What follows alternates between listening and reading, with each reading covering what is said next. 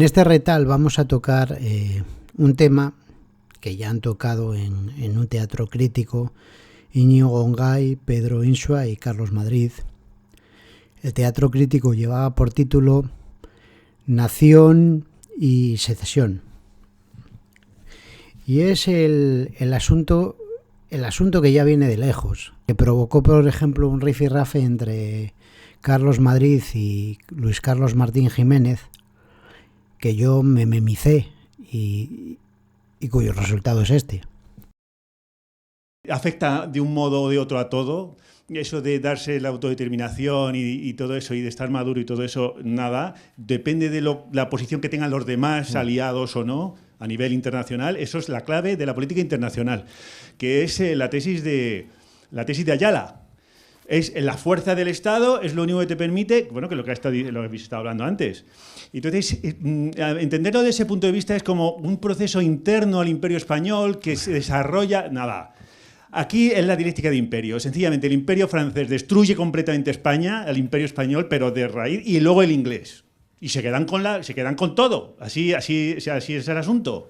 Y nada de dialéctica, de cosa interna, ni nada de eso, ni lucha de clases, absolutamente nada. Es la dialéctica de imperios. Y así funciona siempre el Estado, y así funcionan los problemas que tenemos nosotros.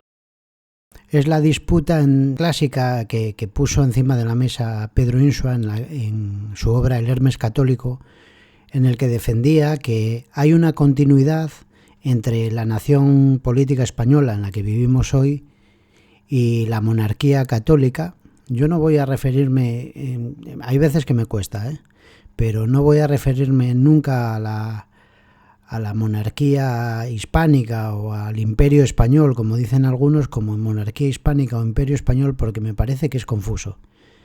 Que el término adecuado es el que dice Tomás Pérez Bejo y los historiadores de los últimos bicentenarios, o sea, un grupo de historiadores americanos y españoles, en el que definen a esa institución, a ese complejo institucional de la contrarreforma, del barroco, monarquía católica, que era su título, o el mundo barroco católico. Yo me voy a referir así, por distanciarme de ello y por establecer una diferencia, porque yo, al contrario que Insua, y creo que en la línea de Luis Carlos Martín Jiménez, no veo ninguna continuidad, o veo más discontinuidad que continuidad, entre la monarquía católica y el Estado-Nación español en el que vivimos. Esto mismo lo planteó abiertamente Carlos Madrid en ese teatro crítico que él moderaba. Entonces, en este sentido, lo que me gustaría ahora plantearos es, en ese paso que se da a la nación política, las relaciones que hay con el imperio. El porqué de que os plantee esto es una polémica que hubo en los encuentros de filosofía del año pasado, si no recuerdo mal, con diferentes personas, Luis Carlos Martín Jiménez, José Ramón Beabo, Rufino Salguero y yo mismo, ¿no?, donde interveníamos señalando hasta qué punto la idea de nación política es una idea que mantenían Luis Carlos y también en parte José Ramón Beabo. Es una idea, la idea de nación política, que en España se toma prestada de Francia y que lo que hace es dinamitar el imperio, ¿no? Un imperio que se dinamita por calcar esa idea de nación política, por un lado, y por otro también por los embates externos de la dialéctica de estados e imperios, ¿no? Y aquí había la otra posición, que a mi juicio es un poco la que yo en su momento, cuando fui interpelado, intenté mantener, ¿no? Es que esos factores externos hay que conjugarlos con factores internos, ¿no? Que es un poco en la línea, por ejemplo, de las tesis del Hermes católico, pero que también, por ejemplo, bueno, en ese sentido, en la Vuelta a la Caverna también las deja un poco apuntadas, ¿no? En el sentido de que España, como imperio generador, lo que intentaba también hacer es que elevar esos virreinatos, ya que no eran colonias, a la condición de sociedades políticas. Y entonces, en algún momento, esas sociedades políticas tendrían que, por así decir, levar anclas. Una prueba de esto, de que hay que conjugar, a mi juicio, factores externos e internos, la dialéctica de estados e imperios con una dialéctica propia interna del imperio español, es que cuando se fractura el imperio español, las texturas, los puntos de corte coinciden básicamente con las líneas de corte de los virreinatos, de las capitanías generales, de las intendencias. Es decir, no se vuelve a una especie de América prehispánica. Por lo tanto, ahí se estaría viendo un poco la transformación que se produce, sin duda alguna, acelerada por el golpe del Imperio Británico y del Imperio Napoleónico, pero también, sin duda, porque era un plan que ya estaba inserto pues, por decirlo con Sepúlveda, ¿no? En elevar a esos imperios, esas sociedades eriles, a sociedades civiles, ¿no? Entonces, claro, los participantes eran Íñigo Ngay y Pedro Insua, y ambos participantes, pues claro, se pusieron a defender estas tesis, ¿no? Estas tesis de que existía una continuidad entre el Imperio Español y la nación española, y después esa idea que a mí me hace mucha gracia, la tesis de Sepúlveda, ¿no? Que el asunto era elevar a la población indígena a sociedad civil o a digamos que individuos, elevarlos, ¿no? Elevarlos a condición, claro, es que, y aquí ya desvelaría un poco lo que yo pienso, elevarlos a condición de hombres cristianos o católicos, pero claro, eso no es elevarlos a condición de ciudadanos. Pero bueno, vamos a dejar que se explique, por ejemplo, Íñigo Ngay. ¿Verdad? Por utilizar esta metáfora que se ha empleado también muchas veces, del choque o colisión entre las placas tectónicas imperiales inglesas, francesas y españolas, ¿verdad? En la Guerra de la Independencia es un proceso, decía, me acuerdo muy bien Luis Carlos, que no tiene nada de interno. Decía, no, con ese estilo además que tiene la... No tiene nada de interno, nada, decía. Es puramente externo, solamente externo.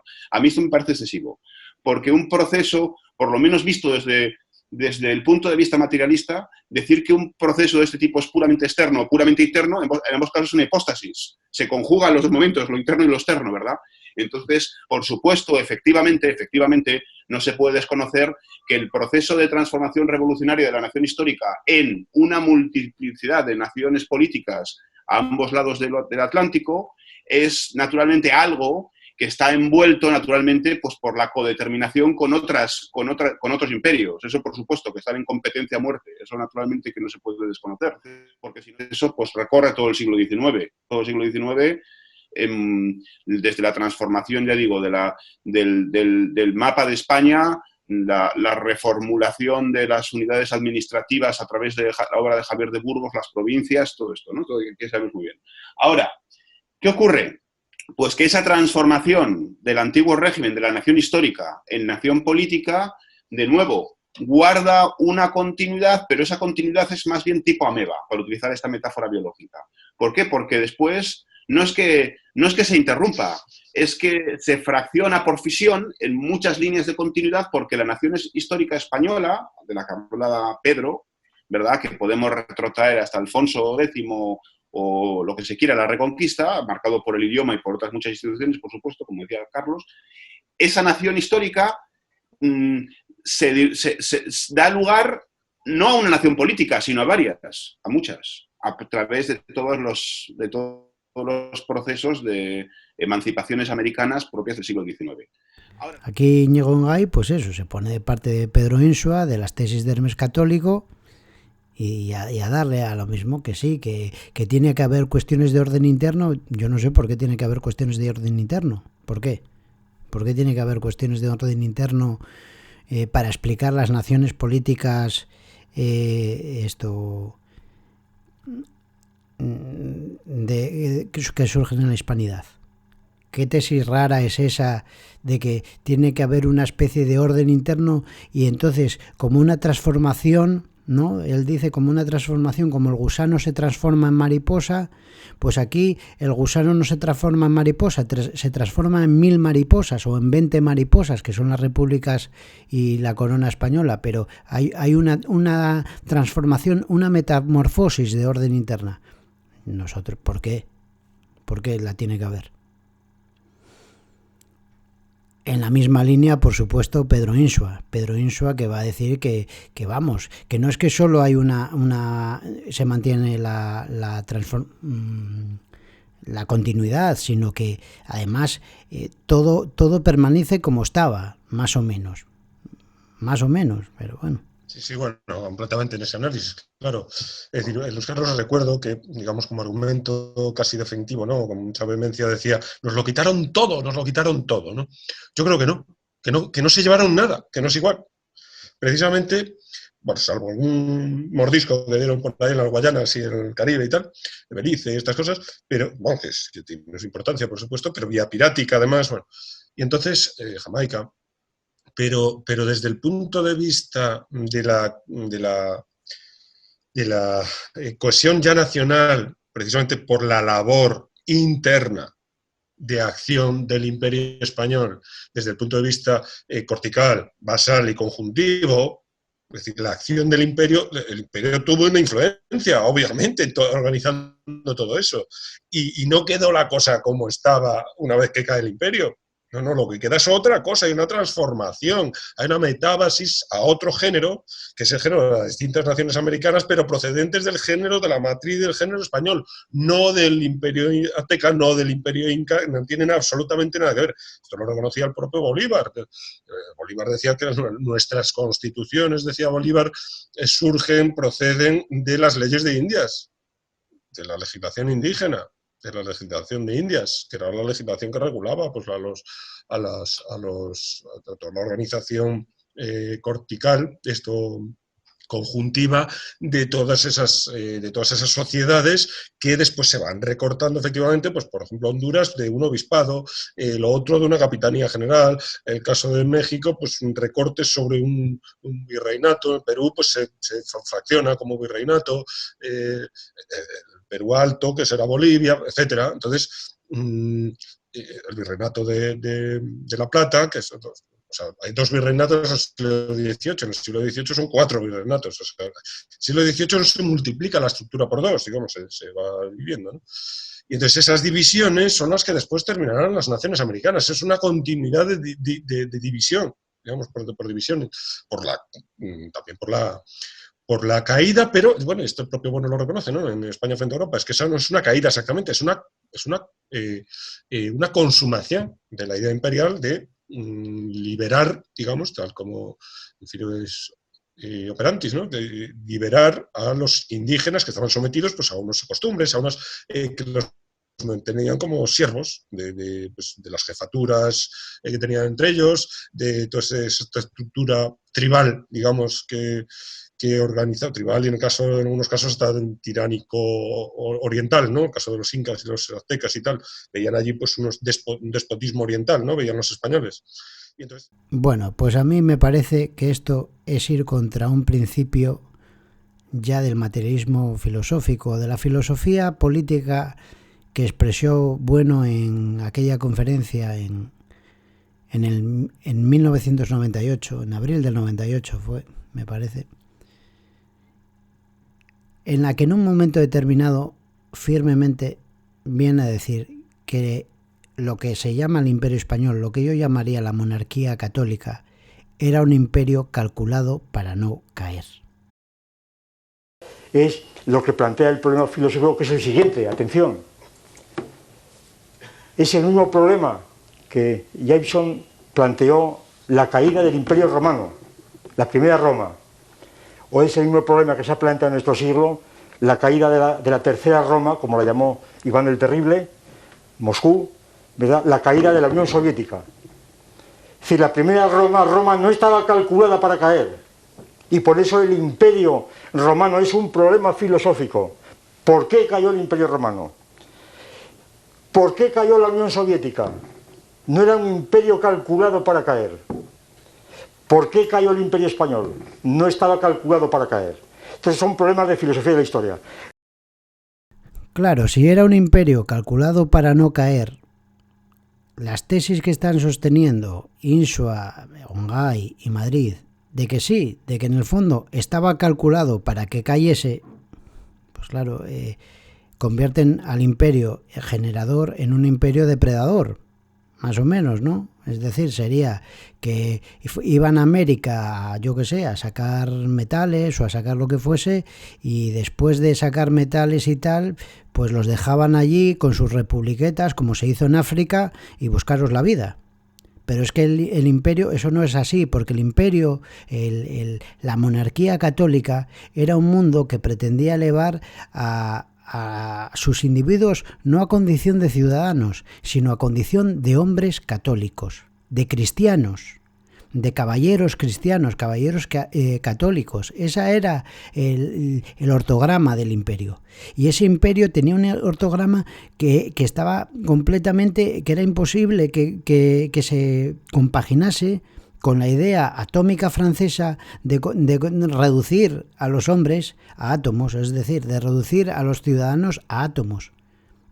Son contradictorios, y esto mismo lo dice Bueno en un coloquio postrero a una conferencia que Pardo dio sobre América, y en la que destaca esto, o sea, destaca que es incompatible la idea de hombre, que era lo que decía Sepúlveda, con la idea de ciudadano. Son incompatibles. Dos palabras muy breves, porque el tiempo ya me apremia. Corroborando lo que dice Tomás y dando una razón otra vez desde la perspectiva metapolítica, ¿qué es esta? Efectivamente, quizás se puede advertir en la exposición de José Manuel una especie de debilitamiento de la dialéctica de los estados. Eso. Ahora, yo creo que esto puede ser debido, bueno, es una tesis que yo defendía mucho tiempo, pero bueno, ahora la respongo aquí, que puede ser debido precisamente a la democracia. Es decir, a la idea de que el ideal democrático como criterio unificador de un imperio generador, la democracia equivale, los derechos del hombre equivale al cristianismo, al islam, por otro lado, es una cosa universal. Cuando probablemente la contradicción profunda estaría entre el Estado y la democracia. Es decir, y esto se ve clarísimamente ya en la Revolución Francesa, es decir, el conflicto entre el ciudadano y el hombre, sencillamente. El ciudadano es contradictorio con el hombre, porque el ciudadano es ciudadano de una nación, necesariamente, y el hombre borra las naciones. Y entonces, como aquí la democracia ahora se quiere deducir del hombre, de los derechos humanos, cosa que es muy difícil porque de los derechos humanos no se deduce eso, entonces aquí estaríamos, los conflictos actuales y los planteamientos metapolíticos actuales están siendo resueltos universalmente, y no digamos en España, apelando a la democracia. Así que lo que hace falta es más democracia. Con más democracia todo se acabará, pero nadie sabe lo que es la democracia. Literalmente, no, más que la democracia se entiende en un sentido tan genérico como es la igualdad, la honestidad, el estado de bienestar, la felicidad. Es decir, eso, la democracia es un conjunto de ideales éticos, pero no está definida políticamente realmente, más que en términos puramente técnicos de las elecciones cada 4 años y demás, la representación. Es decir, la democracia como panacea universal, yo creo que está en contradicción con el Estado. Y como se quiere mantener por nivel de Estado, pues esta es la idea que quería yo corroborar. Entonces aquí está la debilidad de esta tesis del Hermes católico, que para mí lo convierte en un libro fallido completamente a escala de filosofía política, porque claro, niega esa premisa. Niega la premisa de que el Imperio Español estuviese calculado para no caer. O sea, es decir, un imperio de estos colapsa y se cae. Y entonces, cuando esto se le dice a Pedro Insua, el tipo se indigna y viene a decir, bueno, y entonces, si colapsa y se cae, ¿qué hubiese quedado? ¿Qué hubiese pasado? ¿Cómo teníamos que organizarnos? Y lo dice así de tajante. Yo creo que efectivamente, pues hay un componente interno muy importante, tan importante, es que es un argumento, el de Luis Carlos, yo creo paradójico en sí mismo. Si tú entiendes que es que eso sería tanto como suponer que la acción del Imperio Español en 300 años no ha valido nada. Es que eso no tiene ningún sentido.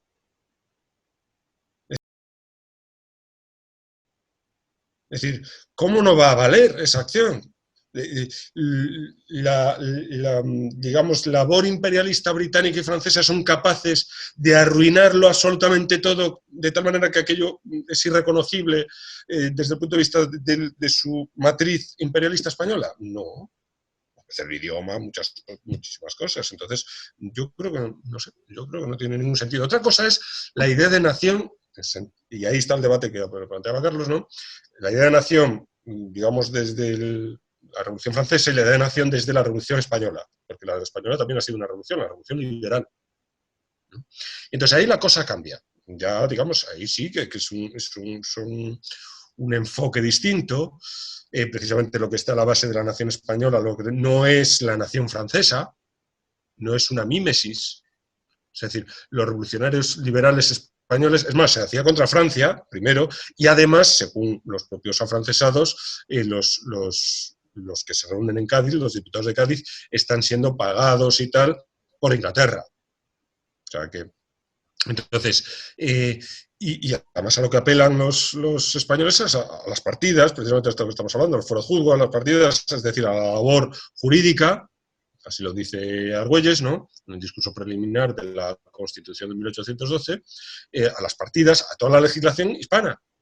Una legislación hispana que, sea como fuera, durante el siglo XIX consigue establecer una nación isonómica, por llamarlo en estos términos, es decir, un código penal, un código civil para todos. Esto es la destrucción del antiguo régimen. Pero puede ser de otra manera. Esto es lo que no entiendo. Es decir, ¿cómo tendría que ser la nación española para que hubiera continuidad con el imperio español? ¿Cómo tendría que organizarse? ¿Por fueros? Yo eso no termino de entenderlo, y ahí queda completamente disuelta. En esa última transformación, la de 1812, que no es, como dice Íñigo, ¿no? De repente se acostaron en el antiguo régimen y se levantaron en el nuevo régimen liberal. No, eso es un proceso de años, ¿no? Y entonces, de transformaciones a nivel de todo tipo de nuevo, cortical, conjuntivo, radial. Pues de ninguna manera, es simplemente reconocer que el imperio colapsa y se cae, y se destruye, y que evidentemente de esos cascotes, que es lo que decimos, yo creo que Luis Carlos también lo dice, surgen a posteriori las naciones, pero surgen siguiendo la línea de Napoleón, no siguiendo la línea de la tradición hispánica. O sea, es que el proyecto de 1812 de los liberales fracasa también, porque una constitución bicontinental no se da en ninguna parte, no hay nación bicontinental. Son naciones recortadas, como dicen ellos, no, son recortes, que es muy gracioso, son recortes de los virreinatos, algún obispado, alguna gobernación. Bueno, a México le birlan ni más ni menos que la mitad del virreinato, o sea, la mitad de los territorios Estados Unidos se los birla. Es decir, lo que se hace es destruir una estructura de ciudades católicas, de urbes católicas, de repúblicas urbanas católicas, que dirá Tomás Pérez Bejo, y depredarlas por parte de los imperios vencedores, que son Francia, Reino Unido y posteriormente Estados Unidos. Y no ver eso, a mí me parece que es de ciegos, es de estar cieguísimos. Y para sostener esto, para sostener que la explicación es tan sencilla como eso, que simplemente había un imperio que surge, además, en el Concilio de Trento, que es el Imperio Católico, que surge con Trento, con el cierre del Pacífico, con el viaje de Urdaneta, que vuelve a esto, que consigue, digamos, dar la vuelta al Océano Pacífico y hacer un cierre categorial, digamos, geopolítico, pero que es más que geopolítico, porque es poner en marcha el ortograma imperial romano, de que en una masa de agua, a ambos lados, a ambas orillas de esa masa de agua, haya un romano, en este caso haya un católico. Y llega hasta ese momento de 1812 en donde somos derrotados, en donde se impone la racionalidad cartesiana, Descartes, en donde se impone el idealismo alemán, o eso más tarde, en donde se va a imponer pues el mundo analítico anglosajón, pues eso es, o sea, somos derrotados, es decir, somos derrotados, ni siquiera somos derrotados. Yo estoy contaminándome también de esa terminología. Son derrotados, porque me parece que hay que entender la monarquía católica como se entiende el imperio de los faraones o como se entiende la Grecia clásica. O sea, es como si ahora tú vas a un viaje a Grecia, a la Grecia moderna, te llevan por Mykonos, por las islas, ves los cascotes del Partenón, ves por ejemplo, pues eso, las islas griegas con las estatuas, con todo eso, y el guía se propone como una especie de heredero de ese mundo. Y nosotros los turistas podemos decir, no, tú eres heredero, tú no eres heredero de ese mundo. Todos somos herederos de ese mundo en tanto somos occidentales, pero tú no tienes ninguna prioridad, ninguna preeminencia por vivir y porque el lugar geográfico en el que vives hace 2000 años viviese ahí Platón, o estuviese el Imperio de Alejandro, o estuviese yo qué sé, las figuras, bueno, yo qué sé, no, porque estuviese la tradición clásica del mundo occidental. No eres heredero de eso. O eres heredero, pero en igual condición que yo. Lo mismo se puede decir de la escolástica que llaman española, o del imperio español, que es la monarquía católica. Tan heredero de Francisco Suárez es un filósofo alemán como lo es uno español. Es más, el filósofo español de hoy en día, si está conectado a la escolástica española, es a través de los filósofos alemanes, es a través de la línea de Heidegger, de Kant, de Leibniz. Es a través de ellos que llegas a Suárez, no llegas a Suárez directamente, porque son ellos los que, digamos, han conservado a Suárez. Nosotros somos herederos de ese mundo barroco católico en tanto en cuanto somos europeos. Y digamos que los europeos del norte derrotaron a ese mundo, pero derrotaron a ese mundo aprendiendo de ellos, inspirándose en ellos. Como decía, bueno, el heredero, el gran escolástico era Immanuel Kant. Pues claro, aprendiendo de ellos. Y esto mismo, queriendo hacer trampa, lo dice el amigo Ongay cuando va a hacer una trampita, y yo creo que esa trampa le sale mal. La idea de nación francesa, si la queremos llamar así, que tampoco habría por qué llamarla francesa, es como decir que el teorema de Pitágoras es griego, pues tampoco habría por qué llamarla francesa, ¿no? Pero vamos, llamándola así, la idea de la nación francesa, tampoco los franceses la han sacado de qué sé yo, del gallo francés. La han sacado, entre otras cosas, pues de la escolástica española, por ejemplo, a través del padre Mariana y de Suárez, entre otras cosas, ¿verdad? Los propios revolucionarios franceses, los ilustrados, lo tomaron de Suárez, ¿no? Porque la continuidad cultural, ahora sí, bibliográfica, de toda la Edad Media y toda la escolástica y toda la modernidad europea, por llamarlo así de esa manera propagandística, modernidad, ¿no? Esta que es totalmente falsa, pero en fin, está ahí, ¿no? Quiero decir que los franceses inventaron la nación francesa disfrazados de escolásticos españoles, entonces cosas, para utilizar esta fórmula de inglés. Bueno, pues es eso, ¿no?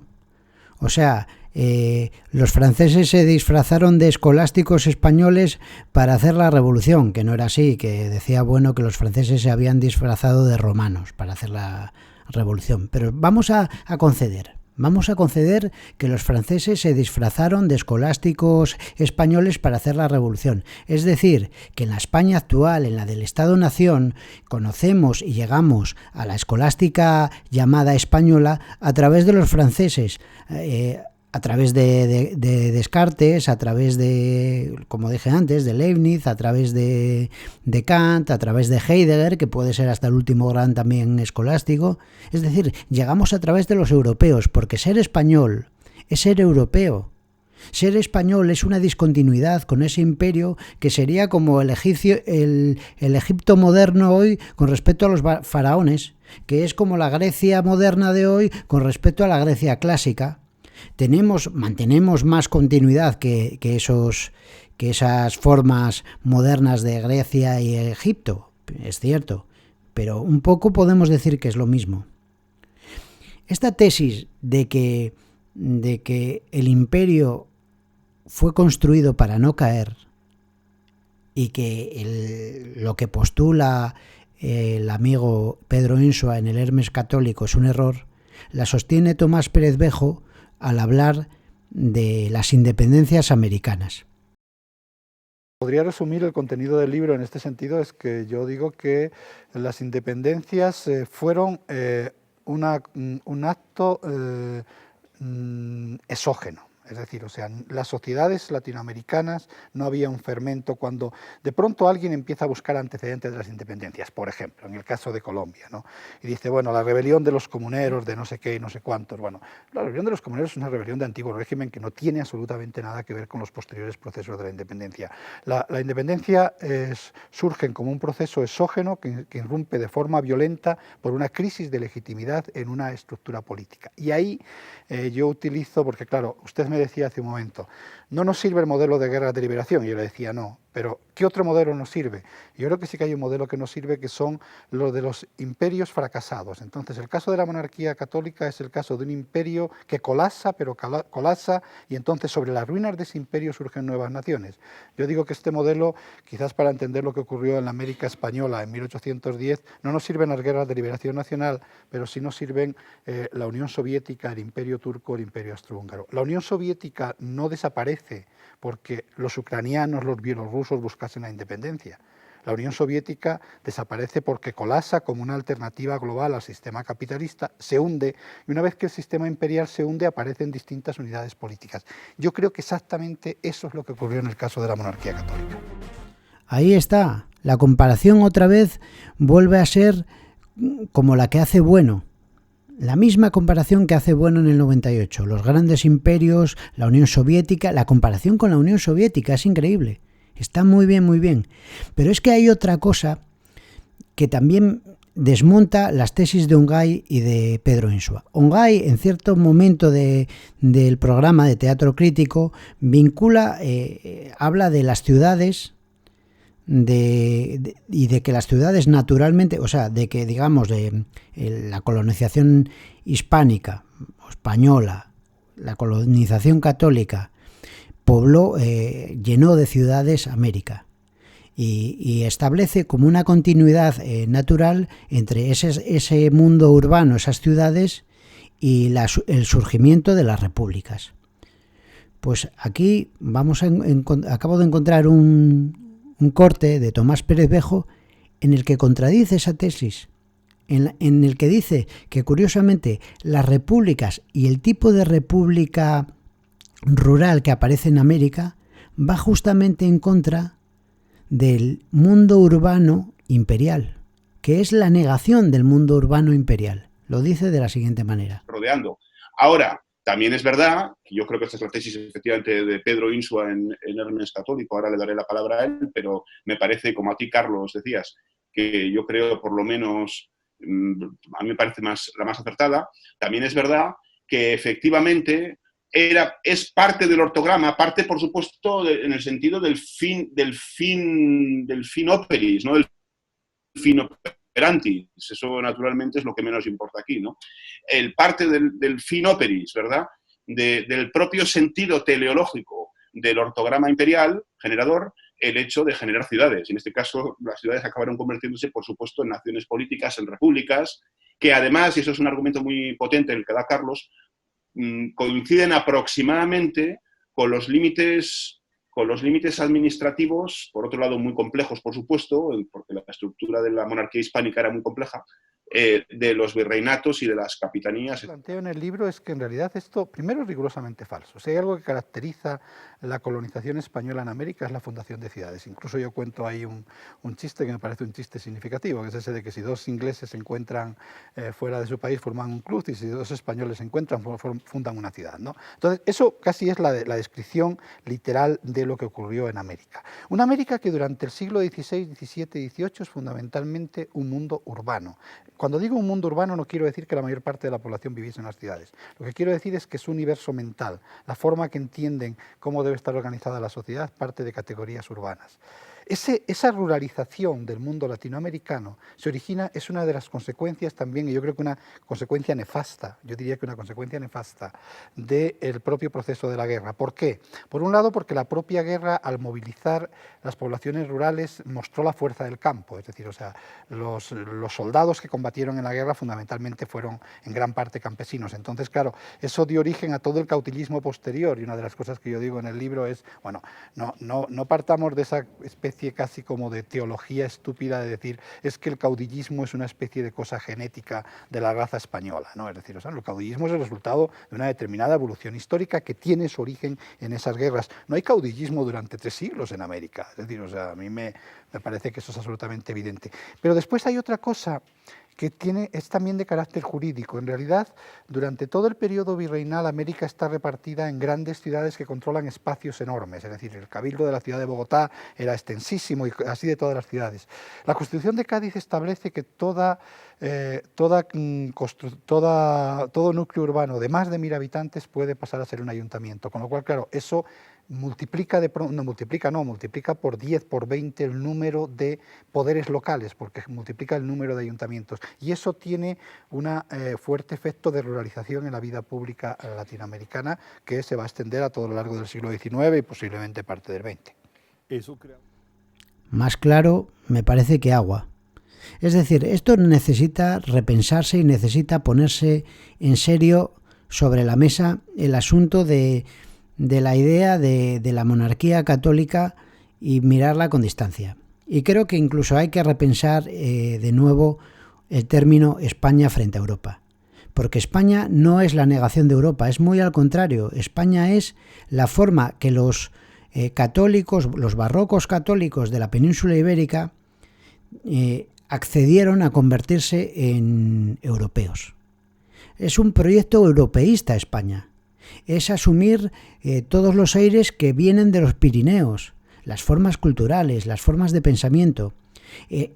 La conclusión, y es una conclusión muy arriesgada, pero la conclusión que se podría sacar de aquí es que una vez que se produjo en 1812, o una vez que se produjo el desplome de América, de la monarquía hispánica, esos territorios que quedaron bajo los cascotes del imperio, como si te caen las Torres Gemelas encima, esos territorios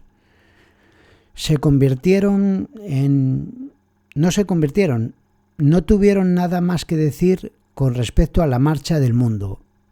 Es decir, como decía Heidegger a Farías, aquí para hablar y para pensar, hablar en una lengua de pensamiento hay que hablar alemán. En español, después de la caída del imperio, ya no se puede pensar, porque ya no hay plataforma con la que observar el mundo, con la que estar en hispanidad. Ser español es ser como Finlandia, es como un finlandés, que puede ser un tío muy moderno, muy actual, muy eso, pero en realidad no tienes mimbres, no tienes la plataforma necesaria para proponer al mundo y para totalizar el mundo.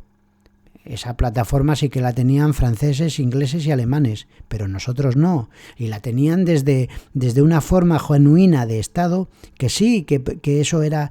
O sea, cuando ellos, digamos, Francia es una transformación interna de la monarquía absoluta de Luis XIV.